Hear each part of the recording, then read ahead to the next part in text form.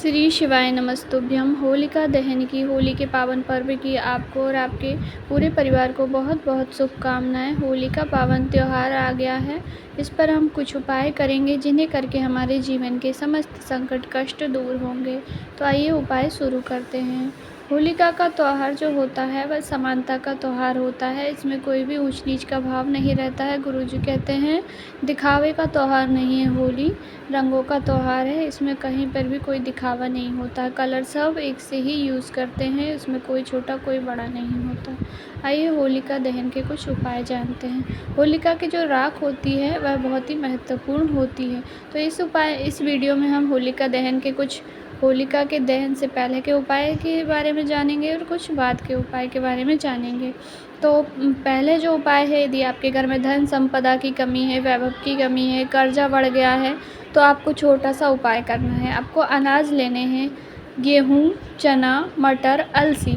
इन चारों में से यदि आपके पास एक भी है तो आप उसके कुछ दाने अर्थात एक मुट्ठी भर के होलिका दहन के समय पर या होलिका दहन ना हो उससे पहले ही होलिका दहन के स्थान पर जहाँ पर तैयारियाँ हुई है वहाँ पर डाल करके आ जाइए अपनी धन की कामना कहकर। यदि चारों ही अनाज आपके पास है तो चारों ही डाल दीजिए, अन्यथा आपके पास गेहूँ, चना जो भी है वह डाल दीजिए। और बस इतना ही करना है। गुरुजी कहते हैं, शास्त्रों में भी ऐसी विधि वर्णित है कि अनाजों को यदि हम होलिका दहन के समय पर समर्पित कर देते हैं, होलिका दहन में डाल देते हैं, तो हमारे घर की धन की जो भी समस्या रहती है वह दूर हो जाती है, कर्जा समाप्त हो जाता है, धन आगमन के रास्ते खुलते हैं। छोटा सा उपाय है, अवश्य ही कीजिएगा। वर्ष में केवल एक बार ही आता है। दूसरा उपाय है होलिका दहन का।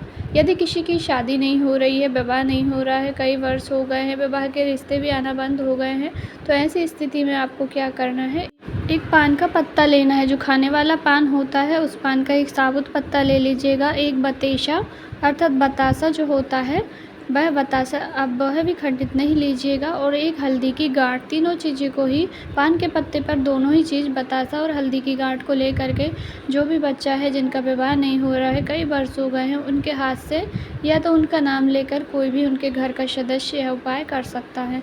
नाम लेने के पश्चात तीनों ही चीज़ों को होलिका दहन के समय पर या होली जली नहीं हो तब भी आप उसमें डाल करके आ जाइए, समर्पित करके आ जाइए। विवाह के शीघ्र योग बनेंगे और रिश्ता पक्का हो जाएगा। शादी के जल्दी से जल्दी आपको शुभकामना मिलेगी। छोटा सा उपाय है, अवश्य ही कीजिएगा। ये तो हो गए होलिका दहन से पहले के उपाय। अर्थात होली के दहन के बाद में आपको थोड़ी सी भस्म ले लेनी है, उसकी जो राख ले लेनी है। होली जल जाए उसके बाद आप दूसरे दिन तीसरे दिन कभी भी ले आइएगा। होलिका दहन की राख थोड़े दिन तक वहीं पर रहती है, तो आप उसकी थोड़ी सी भस्म तैयार ले करके आ जाना है। भस्म को ला करके क्या करना है, जो भी व्यक्ति ज़्यादा बीमार रहता है, रोगीला रहता है, उसको थोड़े से नहाने के पानी में एक चुटकी अर्थात नहाने के पानी में एक चुटकी राख डाल कर स्नान कराने से उनके रोग बीमारियां धीरे धीरे समाप्त होगी। किसी भी प्रकार की बीमारी हो वह समाप्त अवश्य ही होगी। दूसरा उपाय है होलिका की राख का। यदि आप घर से कहीं बाहर जा रहे हैं, किसी विशेष कार्य के लिए जा रहे हैं, कोई भी कार्य हो आपका, तो आप होली की जो राख होती है वह बहुत पवित्र होती है। भस्म का एक तिलक अपने माथे पे लगा के जाइए, आपको कार्य में सफलता अवश्य ही मिलेगी। तो छोटे छोटे से उपाय है, आप होलिका दहन के दिन अवश्य ही कीजिएगा। गुरुजी की भाषा में यह उपाय नहीं बताए हैं।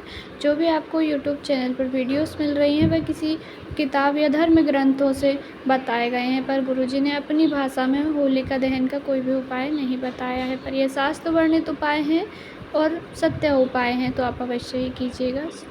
वीडियो की जानकारी अच्छी लगी हो तो कमेंट बॉक्स में श्री शिवाय नमस्तुभ्यम अवश्य लिखें और वीडियो को लाइक ज़रूर करें। श्री शिवाय नमस्तुभ्यम।